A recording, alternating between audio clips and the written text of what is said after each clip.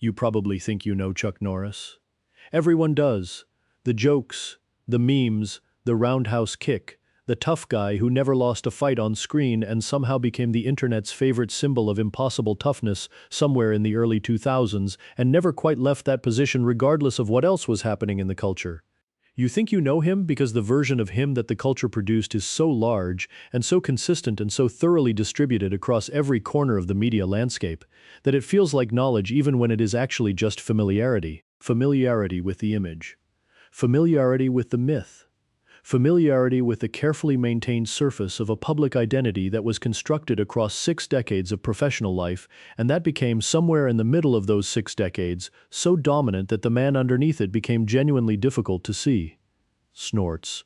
But here's the thing about Chuck Norris that the jokes and the memes and the roundhouse kick do not tell you. The thing that the people who actually knew him, who trained alongside him and competed against him and sat across from him in rooms where the professional performance was not required, consistently said was the most true thing about him, which is that the legend, the actual legend underneath the cultural mythology, was more interesting than the myth, more complicated, more human, and in the specific ways that matter when you are trying to understand what a life actually contained, more worth knowing. Carlos Ray Norris was born on March 10, 1940, in Ryan, Oklahoma, a town small enough that its smallness was not a quality it possessed, but a condition it inhabited, the condition of a place that exists at the margin of things rather than at their center, and that produces in the people born into it either the desire to remain at the margin or the desire to find out what the center contains. He was the first of 3 sons. His father was a man named Ray Norris who was handsome and charming in the specific way of men who are better at beginning things than at sustaining them, and who was not present in any of the ways that fathers need to be present for the absence to be something other than the defining condition of a childhood. His mother was a woman named Wilma who was the opposite of everything his father was not, which is to say she was consistent and present and honest, and possessed of the specific quality of toughness that women develop when the situation requires them to be the only reliable thing in a household that has other people in it who are not reliable. Chuck would spend the rest of his life describing his mother as the most influential person in it. He said it across 60 years of interviews and public appearances, and he said it with the specific consistency of a man who is not producing a line he has developed for public consumption, but is stating a fact he has never had any reason to revise. The childhood was hard in the way that childhoods are hard when the material conditions are genuinely difficult, and the emotional architecture around the material difficulty is not organized to soften it. The family moved, Oklahoma to Arizona to California, following the specific geography of post-war American working-class life that pointed west, because west was where the work was supposed to be, and the work was sometimes there and sometimes not, and the family moved again when it wasn't. Chuck was quiet as a boy. Not the quiet of a child who has nothing to say, but the quiet of a child who has learned that saying things requires a kind of safety that the environment does not consistently provide, and that the alternative to saying things is watching things, and that watching things carefully enough across enough time produces a quality of understanding that talking can sometimes get in the way of. He was not a natural fighter. This is the part of the story that surprises people who encounter it for the first time, because the image of Chuck Norris as a man who was born to physical confrontation is so deeply embedded in the cultural understanding of him that the idea of a young Chuck Norris who was shy and uncertain and not particularly confident in his own physical capability feels like a contradiction rather than a fact. Clear's throat, it was a fact. The people who knew him in his youth described a boy who was thin and introverted, and who was bullied in the specific way that thin and introverted boys are bullied in schools, where thinness and introversion are not qualities that the social environment rewards. He did not fight back, not because he was incapable of deciding to fight back, but because the decision required a confidence in himself that the environment had not yet produced, and that the bullying was actively working against producing. He absorbed it the way he absorbed most difficult things in his childhood, which was quietly and with a private accounting that the people around him could not read from the outside. He was 17 years old when his mother moved the family to Gardena, California, and he was 18 when he enlisted in the United States Air Force in 1958, and the enlistment was the first decision of his adult life that was made entirely on his own terms and pointed in a direction he had chosen rather than a direction the circumstances had chosen for him. He was sent to Osan Air Base in South Korea. He was assigned to the Air Police. He was 19 years old, and he was in a country he had never heard of 3 years earlier. And he was doing a job that required a quality of physical confidence that he was still in the process of building when he encountered, more or less by accident, the thing that would build it. Snorts. He saw men training in Tang Soo Do outside the base. He watched them for several days before he asked to join. The asking required the same courage that all genuine beginnings require, which is the courage of a man who does not yet know whether he can do the thing he is asking to be allowed to try. He was allowed to try. He tried. And something happened in the first weeks of training that the people who study the biographies of exceptional practitioners recognize as the thing that separates the people who become exceptional from the people who train seriously and remain competent, which is that the practice found something in him that the rest of his life had not found yet, and that the finding of it rearranged the relationship between what he believed about himself and what he was actually capable of in a way that nothing else in his 19 years had managed to rearrange. He was not naturally gifted in the way that certain practitioners are naturally gifted, the way that some people step onto a training floor for the first time and move as though the movement has been waiting inside them for something to release it. He was disciplined. The discipline was the gift, the specific quality of showing up every day and doing the work completely, and attending to the details that the people who trained alongside him were attending to partially and correcting the errors that the people who trained alongside him were carrying past the point where correction was easy because the discipline of correcting them early was more demanding than the convenience of learning to work around them. He trained every day that the Air Force permitted him to train, and on several days that it did not officially permit him to train, he trained anyway in whatever space was available, because the practice had become the most important thing in his life, and the most important things in a person's life do not observe official schedules. Clear's throat, he earned his black belt in Tang Soo Do in 1961. He returned to the United States the following year. He was 22 years old, and he had a black belt and a young wife named Deanne, and a future that had not yet declared what shape it intended to take. He opened a karate school. He opened it in Torrance, California, with the specific combination of ambition and uncertainty that young men bring to their first serious enterprises. The ambition of a man who believes in what he is offering, and the uncertainty of a man who does not yet know whether the world will agree with the belief. The world was slow to agree. The school struggled in the way that schools struggle when the market for what they are offering has not yet developed to the point where the offering finds its audience naturally. He worked other jobs to keep the school open.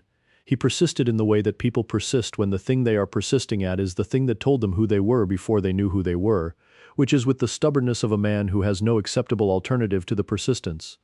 And then he began competing. Snorts. This is the part of the Chuck Norris story that the cultural mythology preserves most accurately, which is unusual because cultural mythology tends to simplify everything it touches, and simplification tends to be more destructive than preserving. But the competition record is the competition record, and it does not require embellishment, because the facts themselves are more than sufficient. He won the professional middleweight karate championship in 1968. He won it again in 1969. He won it again in 1970, 1971, 1972, and 1973. A 6-year consecutive run of championship performance in full contact competition that no one in the history of American karate has matched before or since. 6 years, not 6 victories in 6 carefully selected matchups. 6 consecutive years of showing up at the highest level of the competitive circuit and defeating every man who showed up to take the title from him. The circuit in that era was not the organized, televised, commercially managed enterprise that combat sports would eventually become. It was a collection of serious men who had trained seriously and who competed with the genuine intention of finding out who was best and with genuine consequences for the finding out. Clear's throat, Chuck was best. He was best with a specific consistency that distinguishes genuine superiority from the temporary ascendancy that favorable matchups and fortunate circumstances can produce. He was best on the days when his preparation had been ideal and on the days when it had not. He was best against the men whose styles matched poorly against his and against the men whose styles matched well. He was best in the early rounds and in the championship rounds and in the rounds where everything the preparation had built was being tested against an opponent who was also trying to be best and was trying with everything he had. He also trained with Bruce Lee. This is another part of the story that the cultural mythology has preserved, though it has preserved it with less accuracy than the competition record because the mythology tends to render the relationship between the two men as a rivalry when it was actually something considerably more interesting than a rivalry, which was a genuine intellectual and physical exchange between two men who were thinking seriously about the same questions from different angles, and who were honest enough with each other about what they found to make the exchange genuinely productive for both of them. Snorts. They met in 1968. Lee was already developing the philosophy that would become Jeet Kune Do. Chuck was at the peak of his competitive career.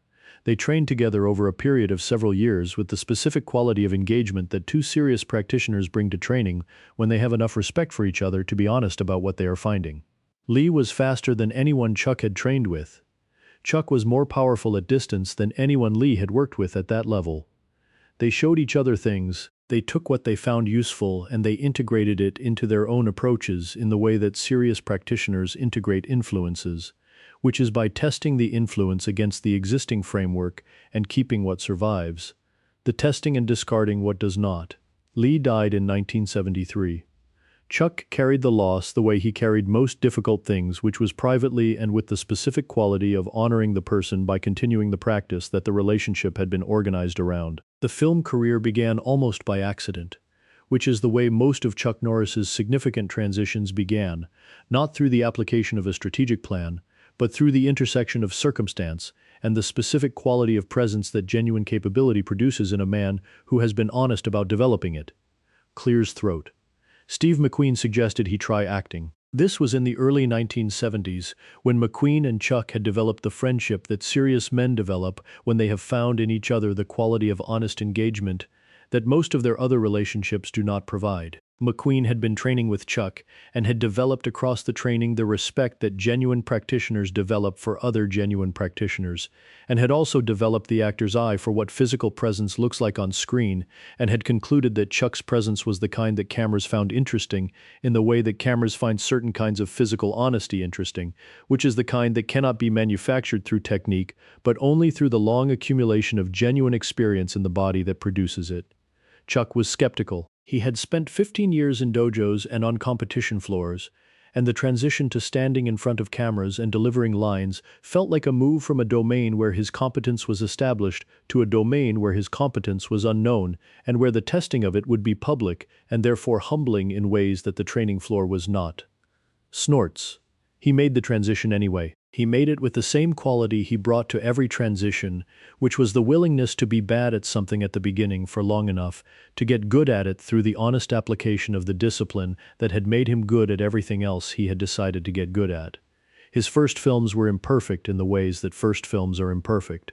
He was stiff in front of the camera. He was not yet comfortable in the specific way that actors need to be comfortable, which is comfortable enough to be present rather than performing presence. He continued, he got better. By the time Good Guys Wear Black was released in 1978, he had found the version of himself that the camera wanted, which was not a performance of Chuck Norris, but simply Chuck Norris. The quality of settled physical confidence and unpretentious directness that the previous 18 years of genuine practice had built in him, and that came through the camera with the specific authenticity that performed toughness never manages to replicate. Walker, Texas Ranger premiered in 1993 and ran for 8 seasons and 200 episodes, and became the most watched drama on American television in its peak years, and introduced Chuck Norris to an audience that was larger than any he had reached through the film career. And that was organized around different things than the action movie audience. Organized around the specific combination of physical competence and moral clarity, and the kind of decency that is not naive about the world's capacity for violence, but that believes the appropriate response to violence is not more violence, but the specific quality of authority that genuine capability provides when it is exercised with restraint. Clears throat. The show was a hit in the particular way that things become hits when they are not trying to be hits but are simply being what they are, with enough honesty and enough consistency that the audience finds them rather than the other way around. It ran until 2001. It made Chuck Norris the most recognizable face in American action television for the better part of a decade. It also produced the specific cultural moment that the internet would later find so generative, which was the image of a man whose physical capability was so thoroughly established in the public imagination that the gap between the image and the reality of any individual life provided the comic distance that the Chuck Norris fax meme required to function. The meme began circulating in 2005. Within a year, it had reached every corner of the English-speaking internet, and had begun reaching corners of the non-English-speaking internet as well. and Chuck Norris had become the subject of a global cultural joke that was simultaneously a tribute, the specific kind of tribute that cultures pay to the men they have decided represent something they want to keep celebrating even after the original context for the celebration has shifted. He took the meme with the equanimity he took most things. He acknowledged it. He engaged with it with the specific good humor of a man who understands that the joke is not at his expense but is in his honor, and who is secure enough in his own knowledge of himself to find the exaggeration genuinely funny rather than threatening. He said publicly that his favorite Chuck Norris fact was that Superman wears Chuck Norris pajamas. He said it with the laugh of a man who has spent his entire adult life developing the genuine article and who can therefore afford to find the mythology of the genuine article as amusing as everyone else does. Snorts, the private man behind the public legend, was described by the people who knew him with a consistency that is unusual in descriptions of famous people, which tend to vary considerably depending on the relationship the describer had with the subject and the emotional valence of that relationship. The descriptions of Chuck Norris from the people who knew him across multiple contexts, across multiple decades, tended to converge on the same qualities regardless of the context or the relationship. He was direct. He was honest to the point of occasional bluntness that the people on the receiving end of it sometimes found difficult and always found useful.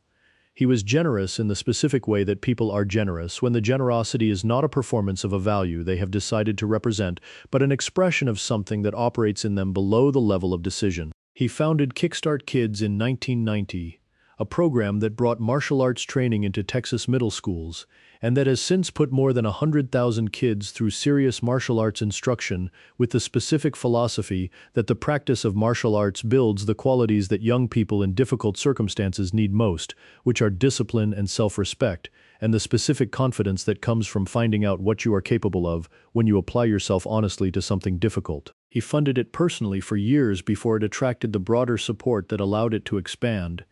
He showed up at the schools, not for the cameras, not for the press releases. He showed up because the program was something he believed in, and because believing in something, in Chuck Norris's operational framework, meant showing up for it in the specific way that showing up requires, which is in person, and consistently, and without requiring the showing up to be witnessed to be worth doing. Clears throat. The internet produced its own tributes, as the internet produces tributes to everything, which is immediately and in overwhelming quantity, and with the specific combination of genuine emotion and genuine humor that the Chuck Norris cultural moment had always combined. The Chuck Norris facts circulated again, the roundhouse kick clips circulated again, the Walker Texas Ranger moments circulated again, and underneath all of it, in the specific low register that real tributes operate in when the noise of the public moment is loud enough to require a lower register to be heard, the people who had actually known him said the things that the facts and the clips and the TV moments could not say. They said that he was genuinely kind. They said that he was genuinely honest. They said that the quality of his engagement with other people was the quality of a man who had spent so long finding out what was true about himself under genuine pressure that he had lost the need to perform anything about himself for anyone, and that the absence of performance in a man who had every external reason to perform was the most impressive thing about him, and the thing that the cultural mythology, for all its creative enthusiasm, had never quite managed to capture. There is a quality that the practice of martial arts pursued with genuine seriousness across enough years and enough genuine pressure occasionally produces in a man that is different from the qualities that the cultural mythology of martial arts tends to celebrate. The mythology celebrates the invincibility, the undefeated record, the capacity to walk into any room and be the most dangerous person in it. These are real qualities in the men who possess them, and they are worth acknowledging. But the quality that the practice produces in the men who pursue it most honestly across the longest periods of time is something quieter and more durable than any of those things. It is the quality of a man who knows what he is, who knows it not because someone told him, and not because a record confirmed it, and not because a room full of people reorganized around his presence and produced the confirmation that rooms produce for men they have identified as significant, but because he found out the way the practice finds out everything, which is directly and under genuine pressure, and over enough time that the finding cannot be mistaken for anything except what it is. Chuck Norris found out on training floors in South Korea when he was 19 years old. He continued finding out across 65 years of practice that did not stop because the competitive career stopped, or because the film career started, or because the TV career made him famous to an audience that had never seen him compete. He found out and kept finding out, because the finding out was the practice, and the practice was the point, and the point, for a man who understood it the way he understood it, did not have an expiration date. Snorts. He was born in Ryan, Oklahoma, on March 10, 1940, the first of 3 sons of a man who was not there and a woman who was always there. He died in Navasota, Texas, on March 10, 2026, 86 years later on the same date. As though the life had been organized around a symmetry that the man himself would have found more amusing than meaningful, but that the people who loved him found exactly as meaningful as it appears. He was, in every sense that the practice produces, and in every sense that the people who knew him best confirmed, exactly what the legend said he was.